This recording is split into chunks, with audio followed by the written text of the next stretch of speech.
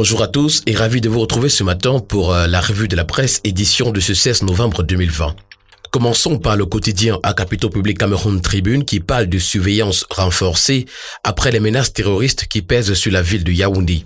À la suite d'une série d'explosions d'engins improvisés, un arrêté du gouverneur de la région du centre, Nasseri Paul Biya, signé il y a quelques jours, interdit désormais l'accès dans les supermarchés, débits de boissons et autres établissements hôteliers à toute personne portant un sac ou un colis suspect. Le quotidien Émergence, qui est également un kiosque ce jour, parle de musellement de l'opposition et titre « Bannissement officieux du MRC ». D'après le journal, le régime de Yaoundé applique contre Kamto et son parti la stratégie de l'anaconda. Le complément de cette information est à retrouver ce matin à la page 5 du quotidien Émergence, qui parle également ce matin et notamment en pied de une, centre-sud-est, un programme de développement de nouvelles zones urbaines en préparation.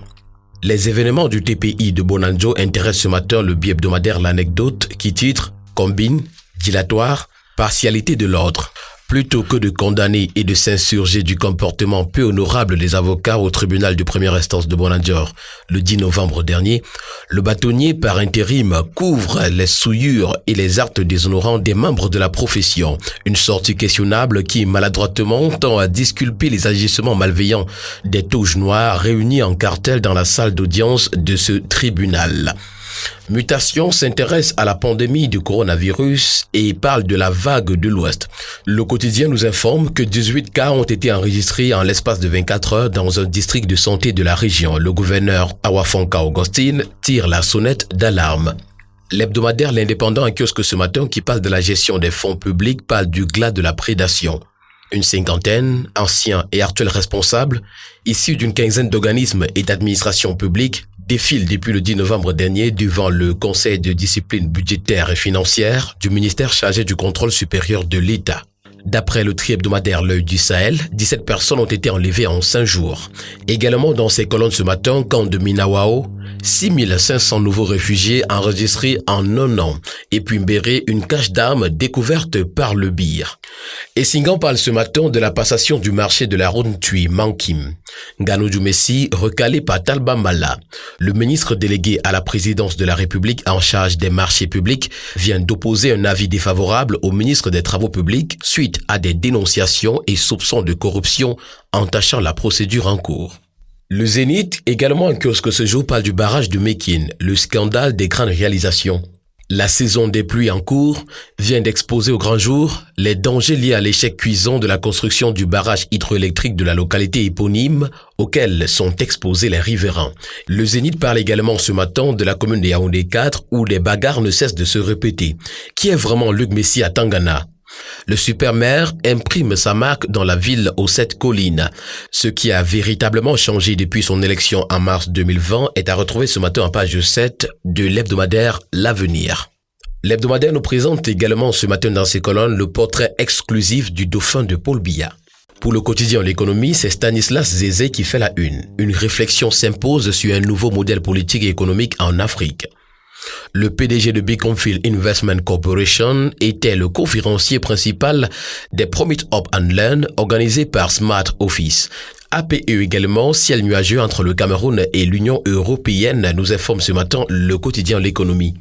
Avec pour objectif de prendre en charge des prématurés, Nakupenda invente des couveuses made in Cameroun.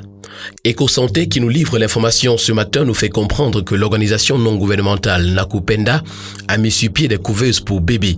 La présentation du dit appareil s'est faite le 14 novembre 2020 à Yaoundé. D'un autre côté, à l'hôpital Lakintini de Douala, une nouvelle mini-centrale à oxygène a été mise en place pour lutter contre la Covid-19. Le journal de l'économie et des marchés, la lettre de la bourse, un kiosque ce matin s'intéresse à la crypto-monnaie et pose une interrogation. Fallait-il interdire l'activité ou y extirper des malfrats? Le promoteur de Lieb-Limal explique l'envergure prise aujourd'hui par ce phénomène à travers le monde. Il soutient que l'Afrique ne doit pas se mettre en marge du développement du numérique. Il dit regretter le défaut de régulation. Ces informations se retrouvent ce matin des pages 3 à 5 du journal.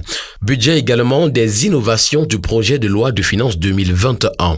Baisse générale d'impôts pour les entreprises qui entrent ou émettent des titres à la BVMAC, droits de douane à taux réduit et exonération de TVA pour les secteurs pharmaceutiques et agricoles, hausse du droit d'assises sur l'importation des mobiliers en bois, les savons et papiers hygiéniques, etc. Dans son coin de droit avec maître Henriette Moudangwe-Dingue, avocat, y a-t-il un préjudice si les fonds levés par un émetteur pour le financement d'un projet déterminé sont réorientés vers le financement d'un autre projet?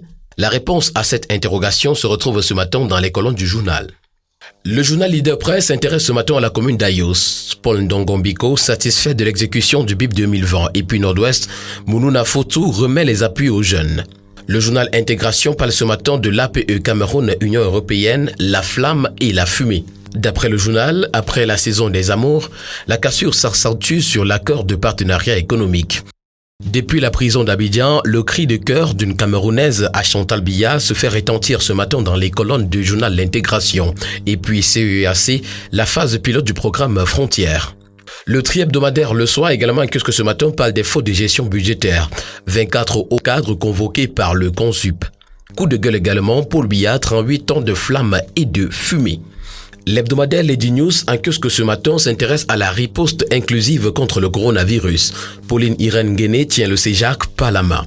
Abandonnée à elle-même depuis la survenue de la Covid-19 au Cameroun, les personnes handicapées de la vue réunies sous la bannière du cercle des jeunes aveugles réhabilités du Cameroun ont reçu un appui substantiel du ministre des Affaires sociales à travers un important don constitué de kits divers. Le bi-hebdomadaire L'étudiant en kiosque parle du plan triennal spécial jeune, de la parole à l'acte. Le ministre de la Jeunesse et de l'Éducation civique a présidé ce 13 novembre à Tian une cérémonie de remise des équipements d'installation aux bénéficiaires locaux de ce programme, notamment des kits de réarmement moral, civique et entrepreneurial. Pour les Verts républicains ce matin, c'est le contrôle systématique du domaine privé de l'État qui intéresse.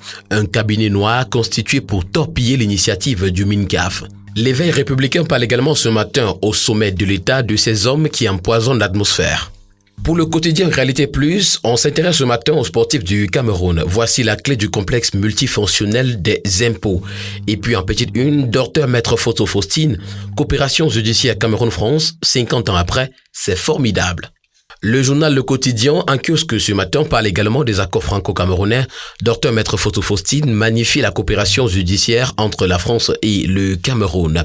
Et puis, protection de la biodiversité, le Cameroun adopte le projet Biodef 2030.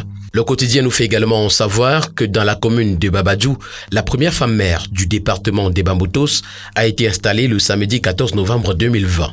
Le Pélican également parle du Cameroun-France. L'honorable Dr Maître Foto Faustine étale les bons points de la coopération judiciaire. La même information est relayée par le journal Perspective d'Afrique. Horizon Plus Magazine parle de l'université de Ngaoundéré. La faculté des sciences consolide ses programmes de formation dans la filière biomédicale et médico-sanitaire. Au sujet du processus de décentralisation, la reine-mère Célestine Kétia-Koutès lance l'appel d'Undé. L'information nous est donnée ce matin par le journal L'Albatros. Mesdames et messieurs, stop et fin de la revue de la presse édition de ce 16 novembre 2020. Merci de l'avoir suivi et rendez-vous demain pour une nouvelle édition. Bonne journée à tous.